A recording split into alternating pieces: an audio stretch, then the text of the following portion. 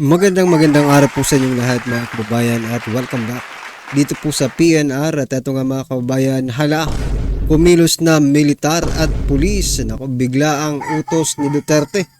PBBM umamin sa publiko, lahat nilaglag. Yan mga kababayan, patungkol po riyan ang ating alamin at bibigyan ng komento. Mula po ito kay Pinas News Insider. Nasa description po ang full video link ng video ito. Subscribe na po kayo. At ito nga mga kababayan, nasa thumbnail po natin, sumabog sa galit. Umamin na si PBBM, ayuda na lang, pinagkakakitaan pa, walang puso. Nako, dahil nga po yan mga kababayan, ito no, i-share po natin itong video na ito kung saan isa sa mga rason kung bakit galit na galit si former President Duterte sa mga durugista. Ang batas na sa mga adik, wala sa mga naglilingkod. Yan mga kababayan, yan po ang reklamo no ng mga nagmamahal sa ating mga kapulisan o yung mga pamilya nila no, yung mga authority natin na nagugurgor sa gitna po ng pagtupad ng kanilang mga tungkulin mga kababayan. So mamaya bigyan po natin ng reaction yan at ipakita po natin kung ano po ba talaga no, kasi parang bumabalik ngayon no. Ang batas na naman po, kung dati sa panahon po ni former President Duterte, ang batas ay ang kinikilingan yung mga biktima no. Ngayon na naman po, bumabalik na naman po no. Ang batas ay parang prinoprotektahan pa itong mga addictus na ito. Well, mamaya mga kababayan, bigyan po natin ng reaction yan at ito pa. Ang pagkakaiba po, sabi po ni President Bongbong Marcos Jr., ubos na daw po yung quick response fund no, dahil napakaraming pumasok na bagyo sa ating bansa. Pero kung i-analyze lang mga kababayan no, mas marami pa po ang pumasok na bagyo sa ating bansa sa loob ng 3 taon sa panahon po ni dating Pangulong Duterte. Pero hindi po sila, well anyway, mamaya ipakita po natin kung anong pagkakaiba na dahil dito sa kay PBBM ay naubos na daw yung quick response fund. Ano kaya ang ginawa ni dating Pangulong Duterte kung bakit nakasurvive ang Pilipinas samantalang ang pumasok na bagyo noong kanyang administrasyon sa loob ng 3 taon ay 58. Habang kaya present no sa ating present president ay 55 sa loob ng 3 taon mga kababayan. So mamaya ay ipakita po natin yung pagkakaiba kung sino ba talaga ang may pagmamahal at may malasakit sa taong bayan. Okay? At ito pong last na pag-uusapan natin mga kababayan bago po natin i-play ang video nasabi ko kanina no. Ito, may 20 pesos na pong kilo ng bigas. Pero nasa Pasay City lang. Yan nga po yung sinasabi ko dito sa thumbnail. Ayuda na lang, pinagkakakitaan pa. Walang puso. Nako. Kasi mamaya mga kabayan, mukhang ayuda yata to. Binenta pa ng 20 per kilo. Well anyway, mamaya bigyan po natin ng reaction yan. At eto na nga po mga kabayan. Simulan na po natin to dito sa isang video ito. Kung saan, eto pakinggan po natin. Teka lang Eto mga kabayan, isa sa mga rason kung bakit galit na galit si former President Duterte sa mga durugista. Ito. Hindi inakala ng pamilya ni PO1 Romeo Mandapat na maagang matatapos ang kanyang pagpupulis. Napatay siya ng magkaputukan habang maghahain ng arrest warrant laban sa 2 hinihinalang tulak sa Barangay 178 sa North Caloocan. O yan mga kabayan, nagurgur maghahain lang ng arrest warrant. O nasaan yung sinasabi nyong ito na po yung masasabi natin isa sa mga ebidensya na kung saan talagang lumalaban po ang mga hinayutak na ito. At hindi po madadala sa sumuko na kayo, please sumuko na kayo para hindi kayo masaktan. Hindi po ganyan ang kalakaran dito sa mundo nila no. Dito sa mga mundo ng mga addictus na ito. Walang ganyan. Kaya kapag maunahan po ang ating mga otoridad ay wala. Ganito po ang kalalabasan mga kababayan. Kaninang madaling araw. Ngayon nilabas yung tapang nyo lang. yung mga CHR. Sa mga adik kaya mo ipagtanggol, pero yung mga kapulisan hindi mo kaya ipagtanggol. Yan mga kabayan, sa human rights, yung mga adiktos kaya nyong ipagtanggol, pero pag kapulisan ang nagugurgor, hindi nyo kayang ipagtanggol. Bakit? Yun yung tanong mga kabayan. Saan ba dapat talaga kayo pumapanig? No? Sabi nga niya, ito yung ano ni Abante, sabi ni Abante, Representative Benny Abante, sabi niya po, anong pinagkaiba ng mga adiktos daw na nanggugurgor dito sa mga kapulisan na nanggugurgor? Unang-una, dapat ikaw ang sumasagot niyan kasi ikaw ang gumagawa ng batas. Hindi mo ba alam na itong mga kapulisan na ito ay tumutupad lamang sa sinumpaan nilang tungkulin to serve and protect the Filipino people, the citizens, di ba? Yung law abiding, Yan po ang pagkakaiba kasi itong mga adiktos, anong pinoprotektahan nila? Sila ang sumisira. They are the bad elements of the society. Tapos sasabihin mo pa, parehas lang. Hindi parehas po. No? Hindi po parehas. Yan ang totoo. Ayaw nyo lang talagang aminin. May namamatay ng mga pulis para isagip yung mga ibang tao. Binubuhis buhay nila, pero binabatikos ninyo. Ang batas nasa adik, nasa mga pusir, wala sa mga naglilingkod. Saan na nga maramdaman nyo? Ang buot na nararamdaman namin. So yan mga kabayan, ang batas nasa adik, wala sa mga naglilingkod. Palakpakan po natin si Nanay. Totoo naman At saka ngayon, ramdam po natin itong ganitong klaseng eksena na naman mga kabayan. Biruin nyo dito po sa lower and upper house ng ating kongreso, no? Mukhang pinagtatanggol pa nila itong mga adiktos na ito. Yung mga bad elements ng ating sosyedad. No? Pinagtatanggol pa nila. Ang mga ito ngayon, siguro ko nagsiselebrate ang mga ito. Diba? Yung mga pinaghirapan ni dating Pangulong Duterte na mahuli, ngayon nakalaya na. At balik na naman siguro lang hindi natin ma-sure, pero once you are nandyan ka sa negosyong yan, siguro ko at nakatikim ka ng magandang karangyaan dahil sa negosyong yan, babalik at babalikan mo yan. Diba? What I'm trying to point out mga kabayan, sayang po yung pinaghirapan ni dating Pangulong Duterte. At eto, sayang din po yung mga buhay na ibinuwis ng ating mga authority. Gaya po dito, no? Kinukundi na nila yung CHR. Ito po yung nakaraan po ito, sa panahon po ni dating Pangulong Duterte. Tumutupad lang sa tungkulin, pero yan, anong nangyari? Instead na panigan ng human rights, sila patuloy. Well, mga kabayan, ano po ang inyong reaction dyan? I-comment nyo na lang po sa baba. At eto na nga po.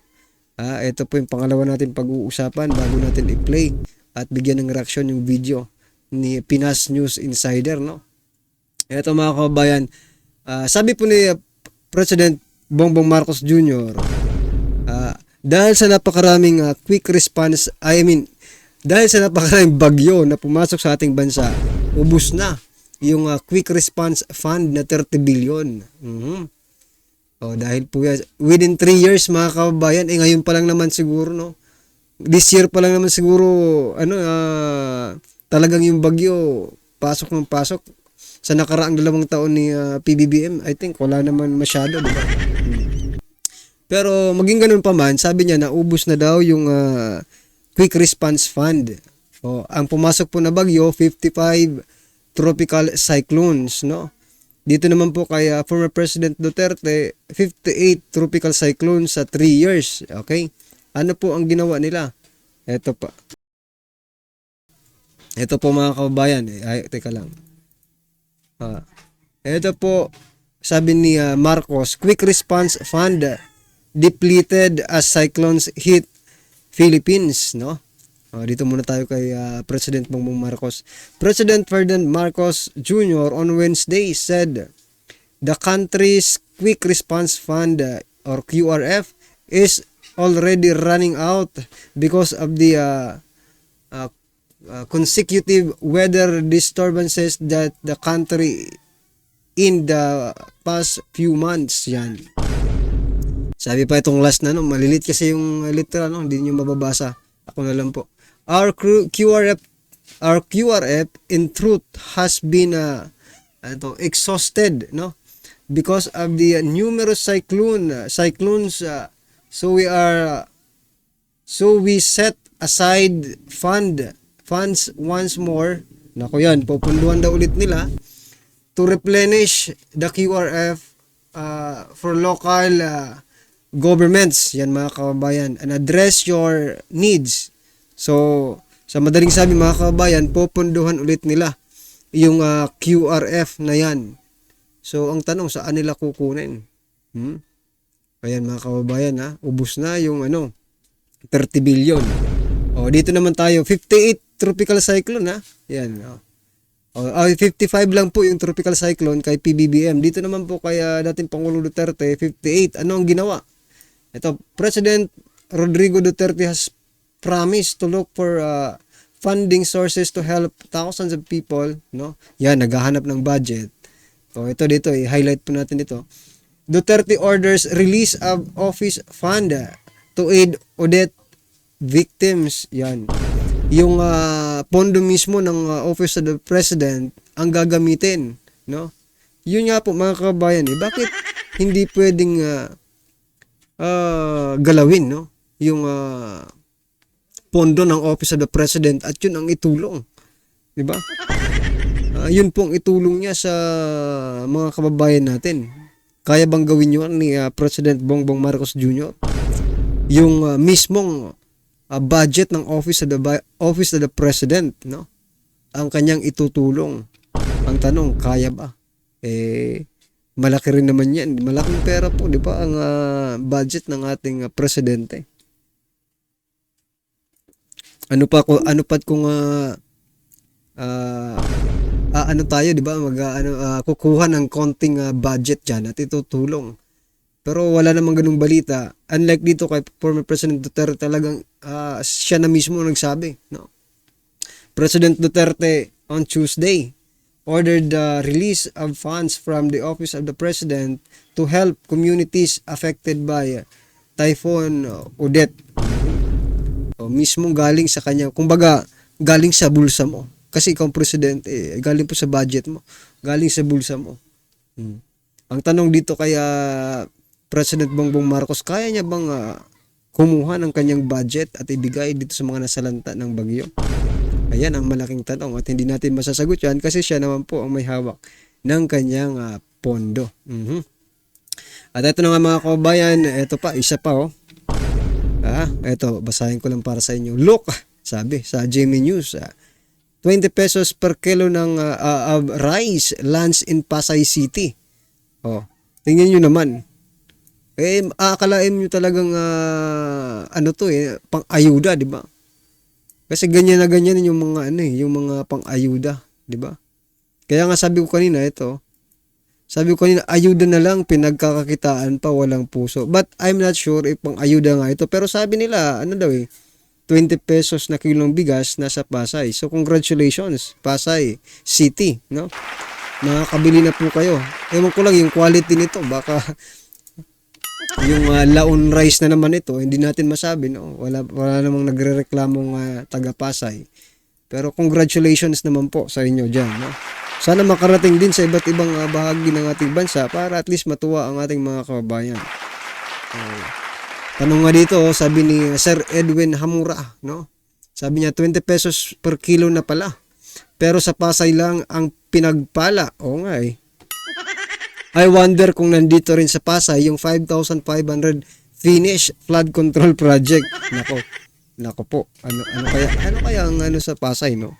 Well, anyway, mga kabayan, pwede bang bumili yung mga karatig bayan ng Pasay? Baka exclusive lang ito sa kanila. Well, anyway, ano man pong inyong reaction dyan, i-comment dyan na lang po. At eto na nga, sama-sama at sabay-sabay po natin pakinggan, panoorin at bigyan ng komento ang video ito. Eto na po.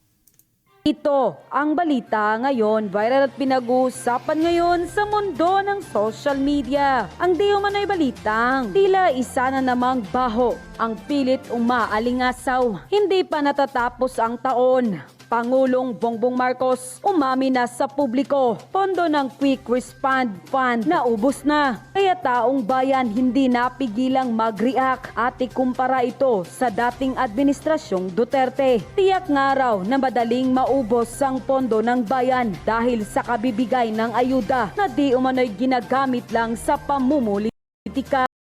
Totoo kaya ito mga kababayan? Ating alamin. Pero bago ang lahat, kung bago ka pa lamang sa aming channel, please huwag kalimutang mag-like, subscribe at i-click ang notification bell para mas maging updated ka pa lalo sa lahat pa ng bagong video na i-upload namin. At eto na nga mga kababayan, kamakailan nga lamang nag-viral sa mundo ng social media nang umami na mismo si Pangulong Bongbong Marcos na ubos na ang pondo ng Quick Response at ito ay dahil daw sa nagdaang sunod-sunod na bagyo at kalamidad sa bansa. Ayon pa mismo sa SMNI, pondo ng pamahalaan para sa Quick Response na ubos na dahil sa sunod-sunod na bagyo. Ayon kay Pangulong Bongbong Marcos, ang Quick Response Fund natin ang katotohanan dyan dahil sa dami ng bagyo ay naubos na. Kaya't ang ginawa natin ay nagtabi ulit tayo ng pondo para mabigyan ulit at malagyan na naman natin ng laman ang QRF natin sa inyong mga pangangailangan.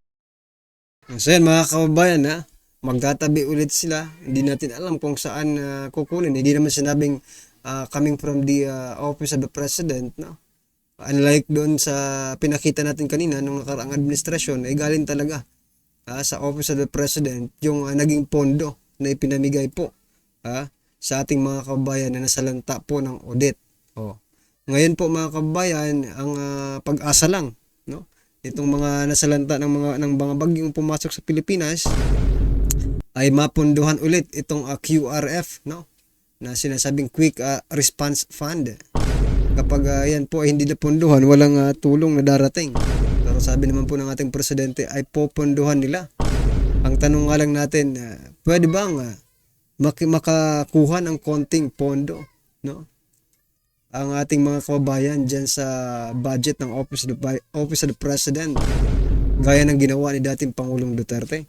Yan po ay tanong lang, Unquote. Nang lumabas ang balitang ito, hindi napigilan ng sikat na commentator na si Crisette Laureta Chu na magbigay ng kanyang opinyon patungkol dito. At ayon pa sa kanya, bakit deflated na ang Quick Response Disaster Fund? BBM just announced na wala ng pera for disaster fund ng Pilipinas. In 2024, we have had about 15 storms. Pero bakit ubos na ang Quick Response Disaster Fund? During Duterte's time, we had more and even intense typhoon. Di man natin narinig nagreklamo ang gobyerno na wala ng pera. Baka mahal na ang bilihin ngayong 2024. 2016, 15 cyclones, 5 making landfall, major storm for Dilawin. 2017, 22 cyclones with major typhoons affected Luzon including Typhoon Timben, major storm Binda or Duha. 2018, 21 cyclones including Typhoon Mangkot, a particular strong storm, major storm Ompong Osman. 2019, 21 cyclones where Typhoon Tisoy was notable for its impact on Luzon, major storm Tisoy Ursula. 2020, 22 cyclones with Typhoon Goni making headlines as one of the most intense, major storm Rolly Ulysses. 2021, 15 cyclones including Typhoon Odette causing widespread destruction in Visayas and Mindanao, major storm Julina Kiko Odette. 2022,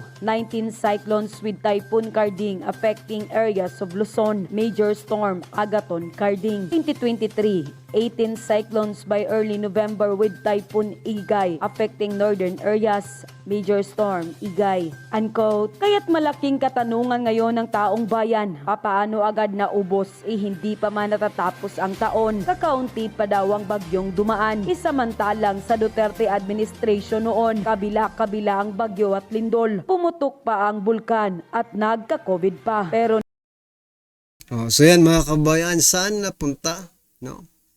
Ang mga pondo, ang mga budget, no? Dito sa calamity fund, no? Saan po napunta at bakit ang bilis-bilis higupin, no? Hinihigop po parang bagyo rin, di ba? Hinihigop po yung ating budget. Saan napunta? Kasi gaya nga po ng sabi natin, no? Anong nakaraang vlog na maybe, no, dito po sa talaga sa pang-aayuda na ito, dito po malaki ang korupsyon. Diba? Kasi 1 for you, 9 for me. No? Ang ibig ko pong sabihin ay isa para sa sa taong bayan, siyam po naman ang para siyam naman po ang para sa mga buhaya. O kasi mga buhaya yan, mahirap mabusog ng isa lang. So, agree ba kayo mga kababayan na dito sa pang-aayuda, mabilis ang pera ng mga politiko? Eh, yun po kasi ang nakikita natin kaya ubos agad yung pera. Kayo ba naman, bigay kayo ng bigay. Di ba? Tapos walang income ang ating bansa, puro lang bigay. Sa bagay, bumabalik rin sa inyo kapag bumili through taxes na. Pero iba pa rin po yung talagang meron tayong source of income, di ba? Hindi yung puro aasa na lang. Kasi ginagawa niyong tamad. No? Ang ating mga kababayan. Asa na lang asa na lang ng asa. Sabi nga sa may nakita kong post sa Facebook. Yung mga ano ba yung yung Tagalog ng tapulan, yung umaasa na lang ba, umaasa, di ba? Yung mga umaasa na lang, sila patuloy itong naaayudahan, di ba? Yung mga kaya, di ba? Yung mga ano ba yung tawag sa tapulan? Mga independent, no? I mean, yung mga dependent, no? Independent kasi pag yung mga nagtatrabaho, no? Hindi po sila dependent to someone or somebody. Pero yung patuloy yun, no? Yung mga independent, yung mga like for example, vendors natin, sila patuloy itong pinapakahirapan di ba? Magtinda ka ng prutas, pahirapan pa kasi well anyway, rules po yan ng every LGU, no? Kung ano man ang rules nila about sa pagbebenta, mga vendors, no? Pero wag naman sana ganun. Wag naman kumpiskahin kawawa naman yung tao. Kung sino patuloy yung naghahanap buhay, sila patuloy yung pinaparusahan ninyo. Itong binibigyan nyo ng ayuda, pahiga-higa lang, di ba? Walang problema. Yung mga nagtatrabaho tuloy, sila patuloy yung inaabuso ninyo diba? Parang ganon. Well anyway mga kababayan, ano po ang inyong opinion, reaksyon patungkol po sa video ito ay comment lang po sa baba para at least alam po natin mga kababayan ang inyong opinion. Maraming salamat po.